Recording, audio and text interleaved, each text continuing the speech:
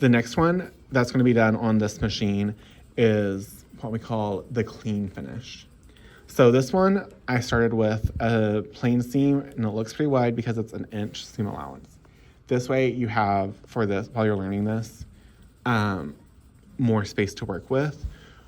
My professor made us do this with a 1/4 inch seam allowance, and I still kind of loathe her to this day for that.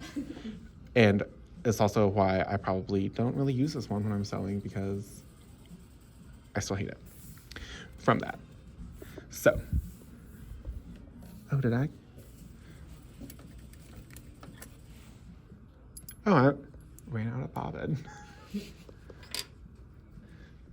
So for that clean finish, once again, we have 1 inch seam allowance, pretty wide. And so you're gonna start with by busting it open, because what we're doing is we're folding the edges on themselves and then sewing those edges down. Is essentially what it is that's going here. That's what makes like the clean finish.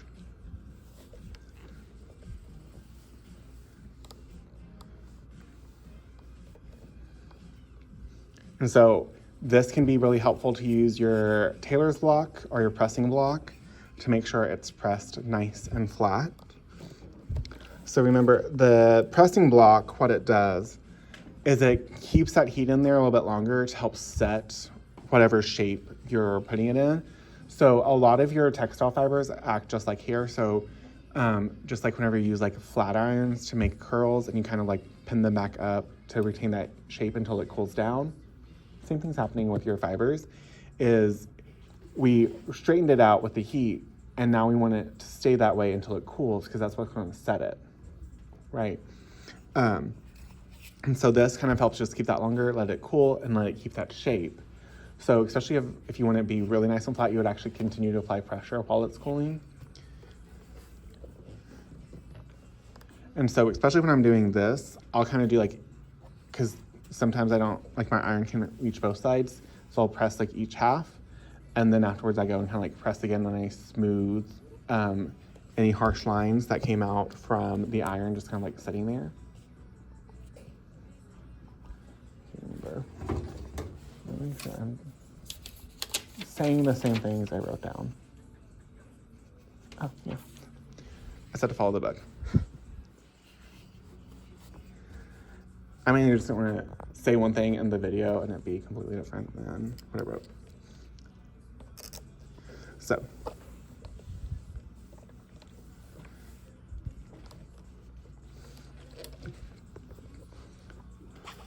if you still have fillings in your fingers, which is what we want to keep that. So you might like kind of like fan it and stuff.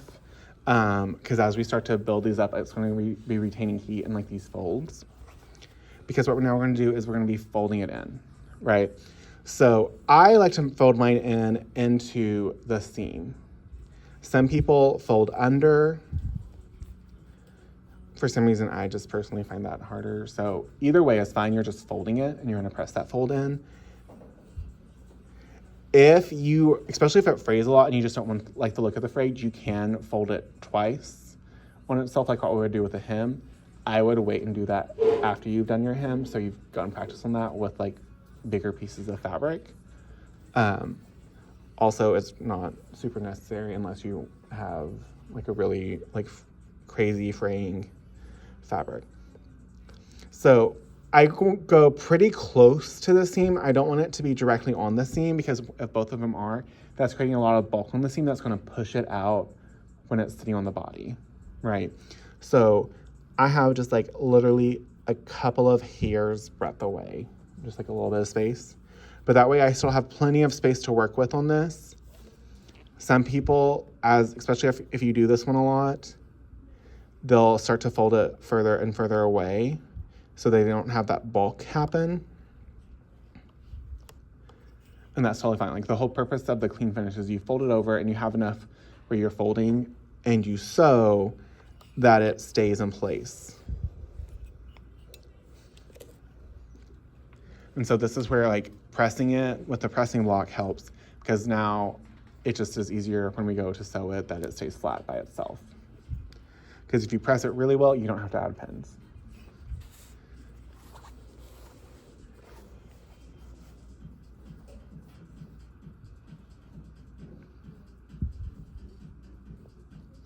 And I will say, sometimes with this one, what happens in things like this is you might, like, you kind of want to focus on just like the one side that you're pressing, because you could accidentally like unpress what you pressed on the other side after we start working on that second side. So after I get this one done, I then go and just quickly kind of press both of them down in case there's any heat that's try to get it to like want to stay open.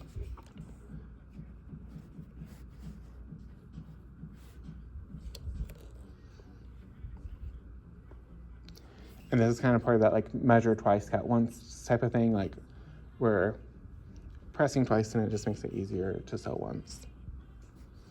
So now I'm going to go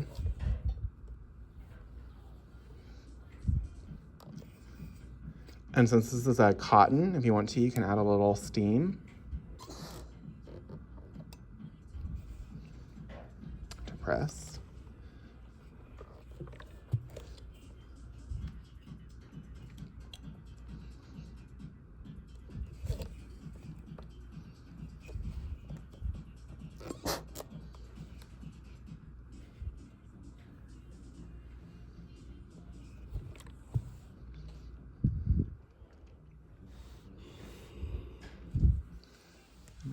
Go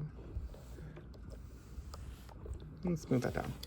So now I'm just gonna go and I'll sew these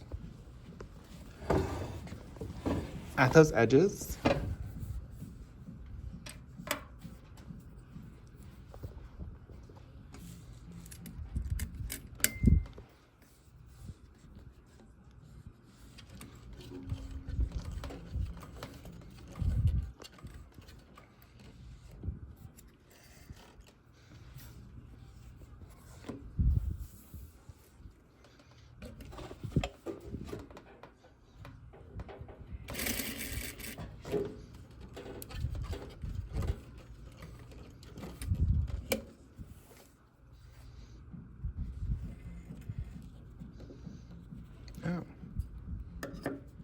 So when we're sewing this clean finish together, you just want to make sure that you're doing just one seam allowance at a time. And once again, we're not going to accidentally sew it to the body of the fabric. That is where most people mess up. I've done it multiple times. It's a very common mistake. So just making sure we're doing one side, so just those 2 layers. And I like to do, I just kind of set that edge to where, and this is why I like doing the inch seam allowance, because now I can set that and I can very easily just have it lined up with the edge of my presser foot. And so I'm going to be doing a 1/4 inch seam allowance on this, but that gives me enough space to wear on both sides. I have enough fabric and it just does what you want it to do, and it's a lot easier to sew. So once again, 12 SPI, back stitching at the beginning and at the end.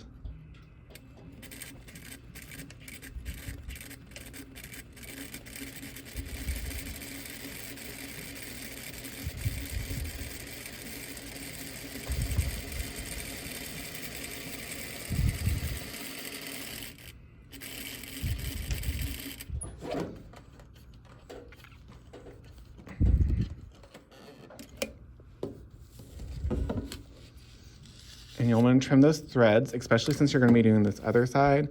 They can easily get caught up into the other side and start making these huge knots. So you just want to trim your threads as you go anytime you're doing anything.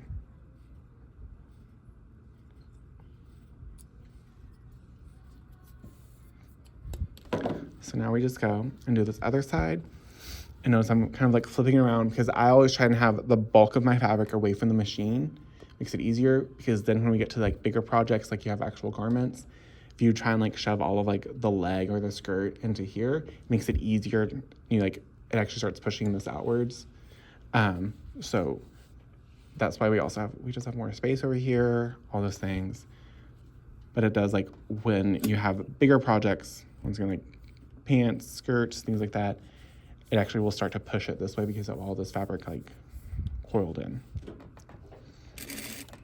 So once in, 1/4 inch, lining that edge up to the presser foot, back stitch at the beginning and the end, that 12 SPI.